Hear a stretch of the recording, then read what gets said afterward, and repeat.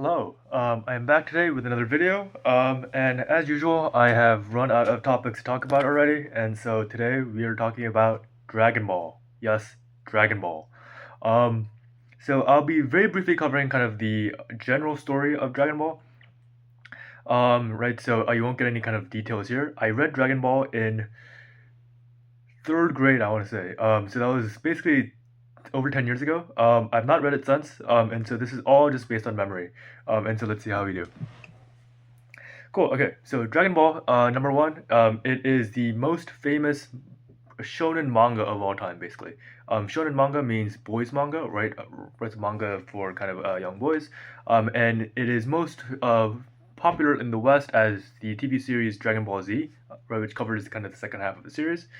Um, yeah. So Dragon Ball kind of ran in the 80s and 90s, and it was really the first kind of like fighting, um, fighting like kind of boys comic of that time in Japan, and so it really became kind of the gold standard. And every kind of shonen manga since then is really kind of based on the legacy of Dragon Ball. Um, cool. Okay. So Dragon Ball, as kind of background, it is loosely based on a 16th century Chinese novel called Journey to the West. And the first arc is kind of very loosely based on the novel, but not really, right? So the only thing that you really need to know is that in Journey to the West, like the classic Chinese novel, there's a character called Sun Wukong or the Monkey King, right? So he has like a flying cloud. He's a monkey, but he kind of like fights with like a giant staff that kind of extends and so forth. And so his name is Sun Wukong, and the main character of Dragon Ball is named Son Goku, right? Son Goku. And all you need to know is that Sun Wukong and Son Goku are the same, right? Sun Wukong and Son Goku are literally the same kind of Chinese characters. I just read in Chinese and Japanese respectively. So the story of Dragon Ball. Before we dive into it, one important thing to note is that the world building of Dragon Ball is extremely loose, right? So the author does not really take his own creation that seriously, right? So you don't really need to kind of like, you, you won't get like Tolkien like kind of world building here. It's mostly just like very loose kind of comedic style, right? So for example, like the president of the world of Dragon Ball is a dog, and some people are animals, some people are people. There are like God, literally God, kind of lives in like a really tall tower above the earth. And if you can jump really high, then you can kind of like just jump there and meet God. It's a very kind of silly world, and so you don't need to take any of that seriously. Okay, cool. And so Dragon Ball is split into two parts, as I mentioned, Dragon Ball and Dragon Ball Z. And they have kind of very different themes, and so I'm not gonna cover every arc. I'm just gonna cover the general kind of gist of it.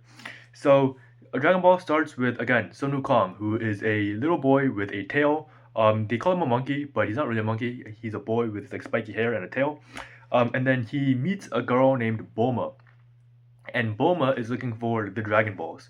So what are the Dragon Balls? The Dragon Balls are a set of seven mystical orbs that if you gather them together, then a dragon appears, and you can ask the dragon for a wish, and he will grant you that wish.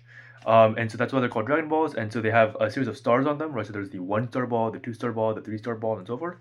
And if you gather all the balls, then you can summon the dragon, and you can look at where you can make a wish, and then the dragon will grant you the wish, and then the balls kind of scatter.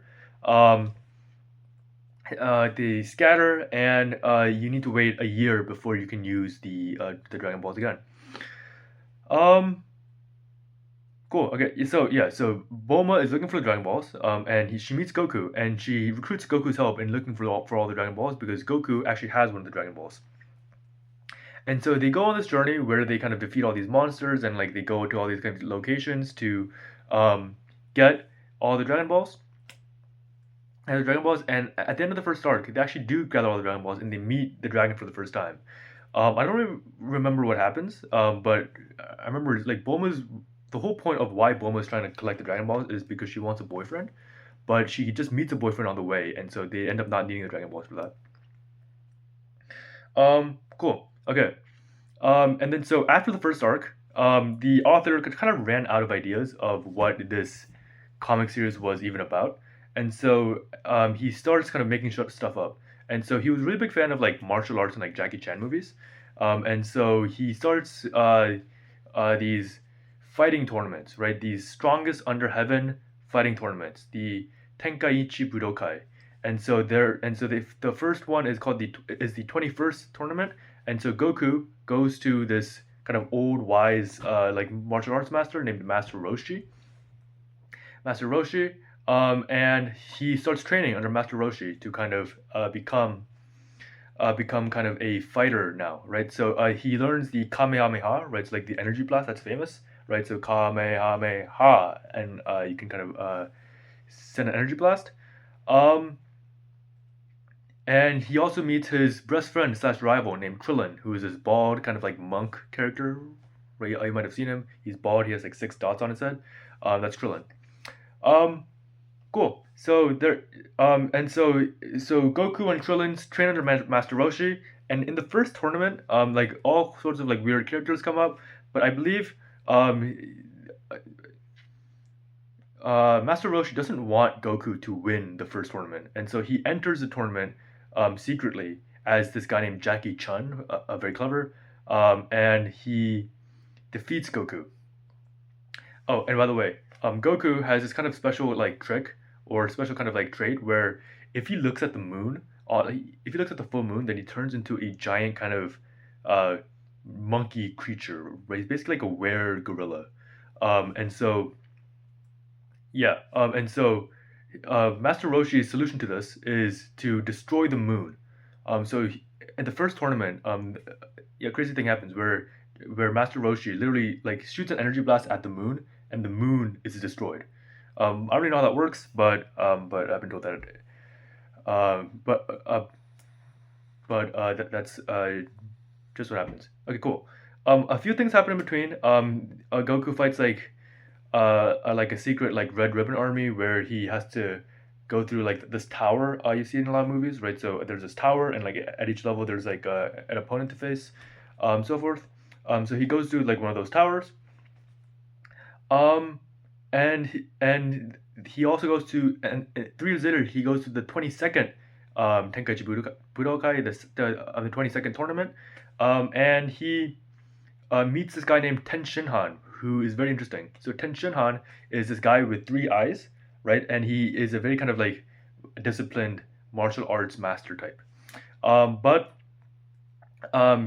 this one ends actually very interestingly, where both of them, at the end of the tournament, they're kind of like propelled upwards, like into the sky, and they start falling, right? And if you fall outside like the square where the tournament is held, then you lose. But then but then I believe Goku somehow reaches the ground first outside, and he kind of hits a car or something, and so he technically loses, but it's basically a draw. Um, Cool. So that's ten. Cool. So that's the 22nd Tenkaichi Budokai tournament. And then um, they visit a witch. And then there's this, and then the kind of the boss of the first half of Dragon Ball is this guy named King Piccolo. So King Piccolo is this big green monster, and he has like these little like demon kids called like drum and trombone and things like that. But it's all very kind of like instrument based. And I won't bore you with the details, but uh, Master Roshi remembers the last time that Piccolo kind of terrorized the Earth, and so he unveils his very secret technique, which kind of which is supposed to trap Piccolo in a vase, right? And this actually kills Roshi, right? So it's a very special kind of technique that traps a demon inside a vase or a box, and yet it kills the person that actually does the spell. But the box, I believe, had a crack in it, and so Piccolo escapes the box, and so it all turned out to be for nothing. But anyway, so Piccolo terrorizes the Earth for a little bit, but then Goku at the end defeats him. I don't remember the details of the fight, but I believe Piccolo was like flying up here, and then Goku headbutts him, right? So he flies up and he headbutts him, and he literally pierces through his stomach. So he goes like this, right? He pierces through his stomach, and then he comes out the other end. And so that's the end of Piccolo. Um, But then before Piccolo dies, he shoots out an egg. And that eventually becomes Piccolo Jr. Okay, so Piccolo Jr. and Goku meet at the 23rd Tenkaichi Budokai, the 23rd tournament. And that tournament is kind of the end of the first half of Dragon Ball. So Tenkaichi Budokai, um, this is where Goku kind of grows up, right? So far Goku has been a kid, but in the 23rd Tenkaichi Budokai, Goku fully becomes an adult. He also meets Chi Chi, a girl that he met way at the beginning of the series, that he kind of promised to marry, but now she's come back, and now after the tournament they actually get married. So that's a big thing.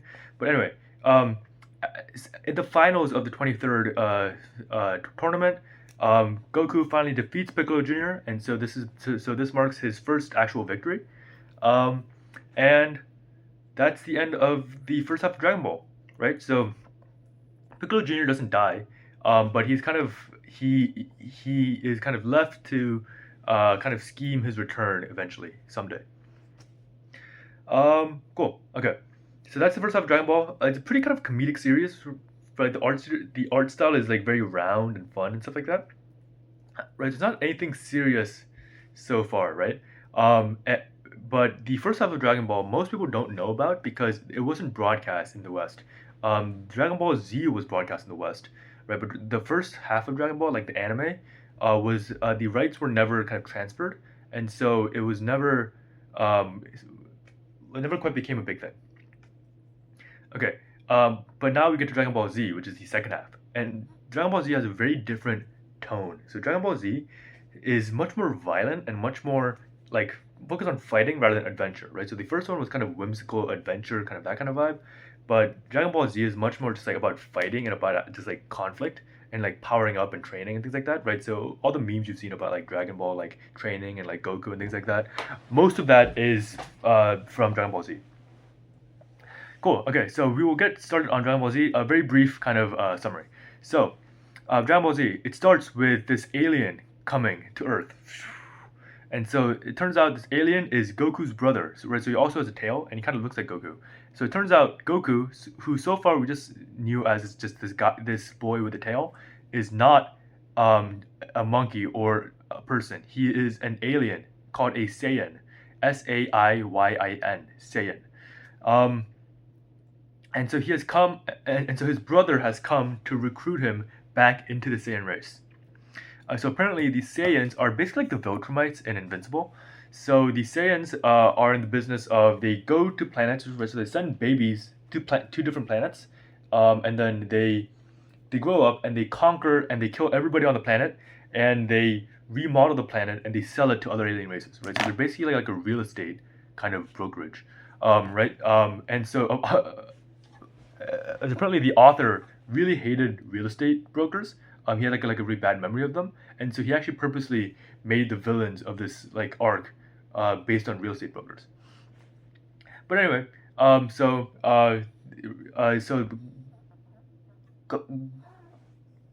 Goku's brother is named Raditz, and Goku's real name it turns out is Kakarot, right? So all these names, all the Saiyan names are based on vegetables, right? So Raditz is based on radish, and Kakarot is based on carrot, right? But anyway, um, so Raditz fights with Goku and with Piccolo, right? Because Raditz is so powerful that Goku and Piccolo, like these arch rivals, have to team up to try to defeat Raditz.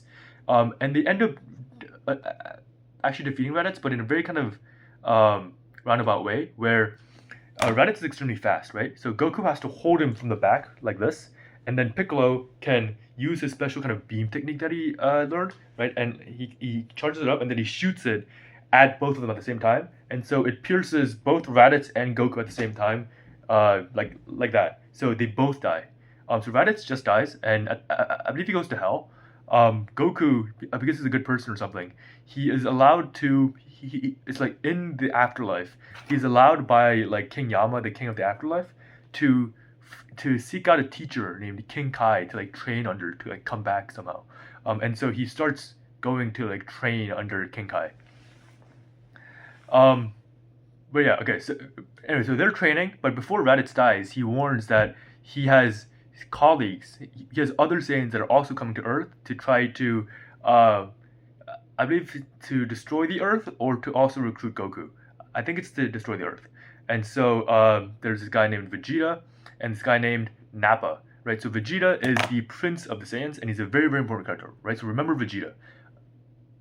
Vegeta, basically for the rest of the series, is basically just Goku's rival, and so he's a um, very kind of prideful, very arrogant young prince, and he's like the most powerful of all of them. Oh, and by the way, I forgot to mention this, but these are the only Saiyans that exist, right? So the Saiyan planet, the Saiyan home planet was destroyed apparently in a meteor crash a few years ago, and so the Saiyans don't no longer exist, right? It's very similar to Superman and like kind of like the Kryptonians, but yeah, the Saiyans no longer actually exist. Um, the, and so Vegeta, Nappa, Raditz, and Goku were really the only four that existed, but then Nappa, Goku and Raditz just died, so it's kind of no use there. Um, yeah, okay, cool. So Vegeta and Nappa arrive on Earth, and and all of Goku's friends, right? So Tenshinhan, Krillin, like Piccolo, all of them, um, are teaming up to defeat them. Oh, by the way, Goku has a son now named Gohan. Uh, Small detail. Anyway, and each of them, one by one, they start dying, right? Because Nappa is so strong. Nappa, the Saiyan, is so strong that he just starts kind of just massacring all of them. Um, but then Goku gets his revival card or something, and so he gets to come back. I don't remember why he gets to come back. I think he I think it might literally just be because he's a good person or like a nice person, and so nice people just get to come back or something. But anyway, Goku comes back, and so he comes back, and then he just utterly just destroys Nappa. And Vegeta, Nappa's kind of boss, is so disgusted by this that he kills Nappa, and now the fight between Goku and Vegeta begins. And so this is like the most famous fight in all of Dragon Ball, basically. Um, and so all the kind of the promotional materials, all the marketing, all the kind of like the anime music videos that you've ever seen of Dragon Ball, all kind of take clips from this fight. So Goku and Vegeta, they have this really epic fight where they both turn into like these giant, where Vegeta turns into like the giant kind of Saiyan gorilla monster. They have like this epic kind of like beam battle, things like that. But eventually, it basically ends in a deadlock, and so they're just kind of both, uh, they're both almost dead. But this is extremely, extremely insulting for Vegeta because in his mind, he is an elite Saiyan warrior and Goku is a lower class peasant, right? So he has just been equaled by basically a peasant. And so this kind of really, really impacts his ego. And so he resolves to become stronger and actually become invincible using the Dragon Balls, right? So he's learned about the Dragon Balls while on Earth, and so he wants to go get the Dragon Balls. Cool. And then Goku's friends also want to get the Dragon Balls because all their friends are dead and they want to revive them using the Dragon Balls, which is the thing you can do. And so it turns out the Dragon Balls on Earth aren't available right now, but they are available on Namek, which is an alien planet, which is actually where Piccolo comes from. But it turns out Piccolo is not a demon; he's also an alien. And so all these green people live on Namek, and that's where the Dragon Balls are made. Okay, I'll speed up the rest of this because this video is already 20 minutes long, and I didn't expect it to be this long. Cool. Okay. So, yeah, so they go to Namek, and so where it turns out Vegeta also works for a bigger guy named Frieza. So Frieza is like the real estate kind of tycoon of space, and so he is kind of the most powerful being in all of space, and he has like this giant army and things like that. But very typical.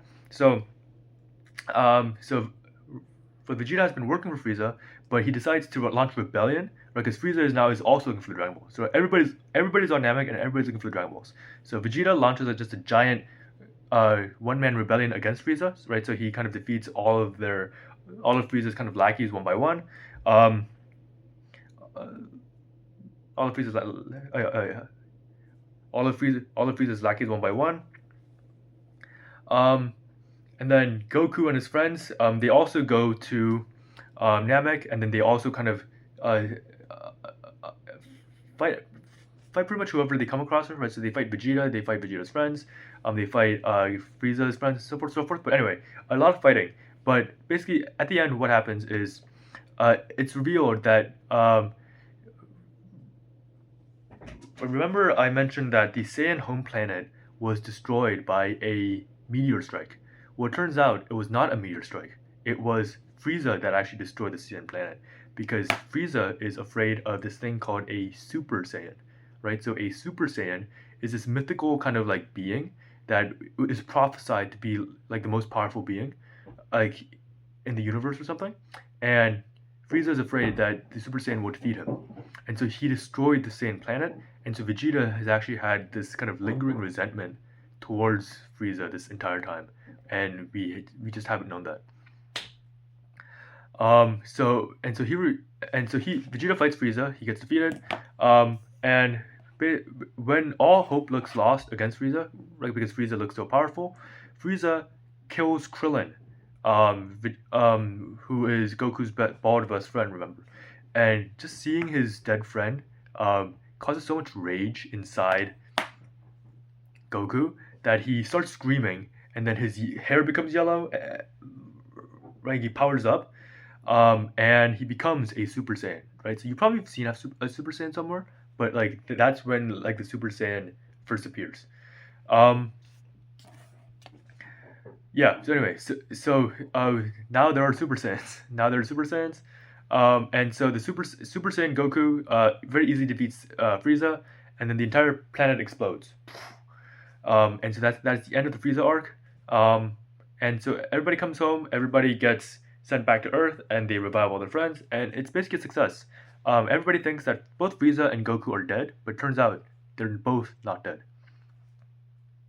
Okay, let's move on to the next arc, which is the Cell arc, which is very complicated, and so I won't bore you with all the details. But basically, Frieza comes back to Earth to get revenge. He's made up like all these robot parts because um, uh, he's made out of all these kind of robot parts because like he was technically dead, but then like they revived him with like animatronics or something like that. But anyway, he comes back, um, but then this stranger with purple hair with a sword comes and just like easy defeats him, and so everybody's super shocked. Like, how is this random guy just defeated like the guy that we just spent an entire arc defeating? Well, it turns out this guy is named Trunks, and he is the son of Bulma and Vegeta, which is a big shock because at this point, Bulma and Vegeta are not even married, or are not even in a relationship yet. And so it's kind of a huge spoiler that Bulma and Vegeta kind of get together. But anyway, so Trunks has come from the future to warn that in the future, his future has been devastated by these things called androids, which are these super powerful robots, and they are going to destroy everything. And so he says that Goku dies from a heart disease, and so he's unable to protect them from these androids, and so the androids have kind of ruined his entire future. Um, yeah, and so he basically says that he's come back to warn them so they can train, and so that he can give Goku the medicine he needs to not die and be able to protect them in the future. Yeah, okay, and then so a lot of complicated things happen. I won't bore you there, but anyway, the androids. But in a few years, the androids do appear and they do fight them and so forth. But then a little bit behind the scenes, the editor of the manga told the author of Dragon Ball that the androids aren't really a good kind of final boss, right? So the androids, by the way, they're called Android 17 and 18. They're they're a pair of brothers and sisters, right? So like one is blonde hair, one is black hair. But yeah, but they were told, but the author was told that the androids are not really a good kind of final villain for an arc, and so he invents this other guy named Cell. So Cell is this giant green bug creature. He's basically like Frieza but stronger. And yeah, and so Cell eats. So Cell ends up eating the androids, and he upgrades himself by eating the androids, and then he decides to hold this tournament called the Cell Tournament. And so this is where Dragon Ball kind of gets weird. So he holds this tournament called the Cell Tournament, out of like just fun, uh, because he wants to see if anybody can be stronger than him. Which obviously nobody can be stronger than him, but um, anyway, so one at a time, all the good guys kind of come at Cell, trying to defeat him. Obviously, none of them are able to do it. Um, but the hidden main character of this arc is Gohan, Goku's son. So Goku starts fighting Cell, but then at one point he gives up. He says, "I surrender," or like "I forfeit," and then he allows his son to kind of take the reins. And so his son starts fighting Cell. At first, it doesn't really go very well. Uh, uh, uh, uh, at first, it doesn't go very well, but then he eventually unlocks kind of. He has unlocked Super Saiyan, right? So Gohan, his son, has unlocked Super Saiyan, and he starts actually doing pretty well against Cell. But Cell threatens to kill himself by blowing himself up. Um, which Goku start right, which Goku tries to prevent by teleporting him somewhere else together. And so Cell explodes, Goku explodes with him, and so Goku has died again. Right, so Goku is dead again. But then Cell comes back again. It's very complicated. Don't pay attention to all the details here. Cell comes back, and so now Cell is back, and now Gohan is also there.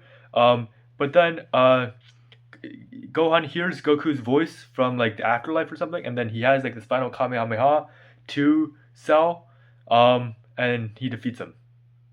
Okay, that was a terrible explanation, but it's also terrible story writing. And so I'm not. I actually don't feel the need to justify myself here. I think I did the best I could, but anyway, Cell is gone. Cell is gone. Cell. Yeah, so the Cell arc is kind of the messiest arc in all of Dragon Ball. Um, yeah, like it starts with the androids, and then it ends up with like this kind of green bug monster, and with like this tournament and things like that.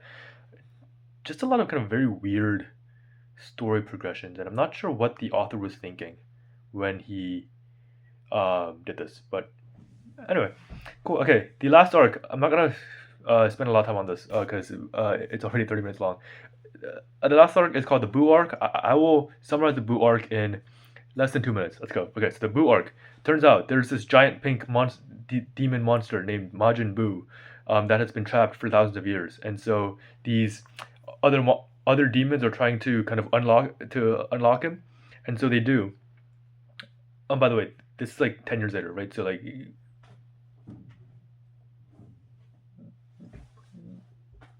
everybody's grown up. But yeah, it's 10 years later. But yeah, Majin Buu. But then they unlock him, or they unlock him, and then he has all these forms, right? So there's Fat Buu, there's Muscular Buu, there's Super Buu, there's Skinny Buu. They defeat all of them. Goku comes back from the dead again, and then he unlocks Super Saiyan 3, which is Super Saiyan with long hair. Um, uh, Vegeta sacrifices himself for his family, which is a very kind of dramatic and sad moment, because that means that he's finally becoming a good guy, but it turns out to be for nothing. Majin Buu is the most powerful being in the universe. He's kind of made out of bubblegum, right? So like he always regenerates. But then at the very end, Goku has this giant kind of like moment where he gathers all the energy from everybody um, around the earth.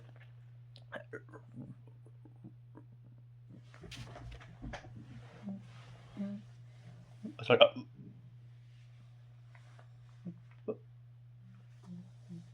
called a spirit bomb, and then he chucks it at Buu, and then Buu is defeated.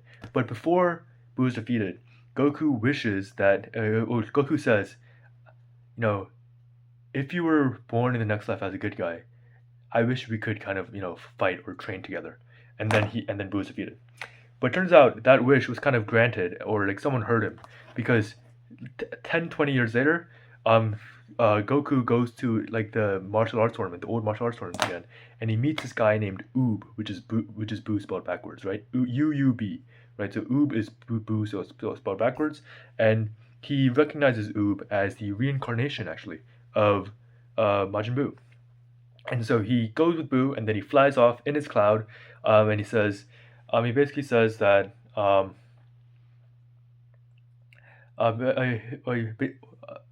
he says to the audience, I believe, let's see each other again next time or something like that. And then he leaves, which is a very dramatic and fun moment. Yeah, so that's pretty much it. That's Dragon Ball in a nutshell. Again, number one, yes, in some ways I didn't do a good job of explaining it, but number two, the author didn't do a good job of writing it, and so again, I'm not under any obligation to provide a better summary. Cool. Okay, so this was fun. One day I'll actually accompany this with like graphics and stuff so that it's a little bit more cohesive. But again, Dragon Ball is one of the most famous kind of mangas, and so I thought it would be a good kind of beginner one. I've and so I'm not sure if I want to attempt doing any of the other mangas, right? So like Naruto, I've read Naruto and One Piece and things like that. But there's no way I am explaining One Piece, or even Naruto. Um, Naruto, if you want to know, Naruto, they have like these magic eyes, and if you have stronger magic eyes, then you win. That's the story of Naruto. Um, cool. Okay. Next time. Okay. So I have a few ideas for what I want to do next time. So I have a few like tutorial ideas I want to do too, right? So like how to make a website with HTML, right? So I think that'd be pretty helpful. Some basic design stuff with Figma, maybe like some web framework stuff, right? So a little bit more kind of technical again, instead of just kind of like ranting. But that requires a bit more preparation, which I don't want to do, but we'll see what happens. Um, cool. Yeah, so thank you for watching, and I'll see you guys next time.